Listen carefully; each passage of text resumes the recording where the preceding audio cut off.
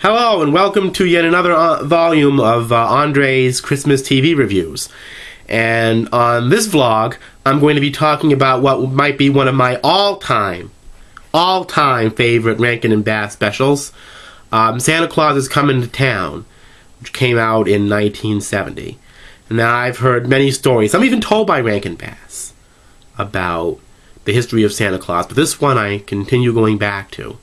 And I like. They did another one, which I'll talk about a little bit later. Excuse me.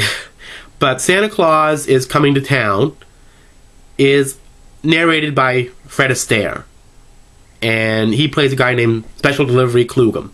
He's getting all these letters about, oh, what's Santa Claus' wife's name? Or how does she, what is Santa Claus's, how did he get his name? Or who's Mrs. Claus? How did things really get started? Why? And he says, okay, I'll answer them. And he weaves this wonderful story. It's not the story of St. Nicholas. It's the story of this orphan baby who was sent to this town called Slumbertown, which is basically a dispirited place run by a burgermeister named Meister Burger. And basically, he just wants to send him off to an orphanage, but he gets blown away in the mountain of the Whispering Winds and lives with a family of toy makers who are elves who take care of him. And they teach him how to make toys and how to read and how to write and all of that and educate him. But they also give him an education in happiness too, in jocularity. And he grows up with an extremely high sense of optimism. But, there's a winter warlock out there who's keeping these Kringles from delivering their toys. So basically he's pressed into service as he gets older to go out and do this to help the family that helped him, because he's a very kindly man. But when he arrives in Slumbertown, he finds that the clumsy burgermeister has tripped on a toy. So, of course, because he trips on a toy, everybody in this gloomy town has to pay for it. So he bans toys. He actually bans toys. Okay, this is unbelievable. And, aside from any slight, social commentary on early child labor practices, Kris Kringle arrives into this town as a giving person and meets up with a school teacher who at first follows the party line. Toys are frivolous and immoral and unproductive, you remember the whole speech, and he gives her a China doll. And she realizes it is a silly law, that sometimes joy overrides practicality, and you have to learn to enjoy life a little bit. But the burgermeister becomes relentless in chasing this Kris Kringle around. So it paints Santa Claus as an outlaw. They have posters on town.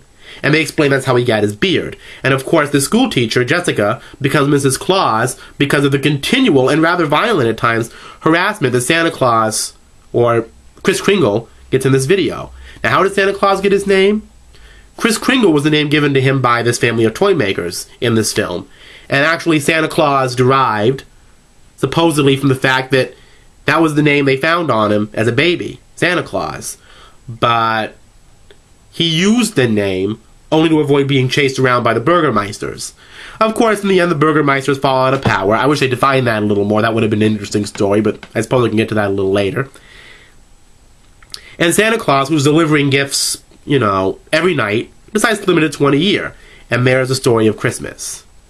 This is a great Rankin Bass story. It has great songs in it. And such as Put One Foot in Front of the Other, with Keenan Wynn as the Winter Warlock, who reforms himself again because of a good deed done by Kris Kringle. And the overall idea of this, I love it, is very anti-corporate. Then in the end, there's a discussion about, people say, Christmas is a rush and it should be outlawed, and how can we celebrate Christmas with so much unpleasantness in the world? And back to Special Delivery Klugum, Fred Astaire is saying, is there a lot of unhappiness at Christmas? Maybe there is. But what if we could all learn to give the way Kris Kringle did? Of our talents, of our love. A simple message. Maybe even some might interpret it as being a bit simplistic. But you'd be surprised how often sometimes most simplistic ideas work. Whenever somebody tried to do Kris Kringle wrong, he'd always give. Give a lesson of life, give a toy or whatever. Try to think of himself as a reformer, kind of a secular missionary. Anybody. Winter warlocks, people in Slumbertown, where they ban toys. It's a great story. Great story about the power of giving. to influence social change. And that's why I like this story. It was a great story, wonderfully told story when I was a kid. But now that I've gotten older, I can see a lot more meaning in it. And it's something that everybody should be listening to, of any faith. You know, you give a little, we all get a lot. That's Andre's review for the day.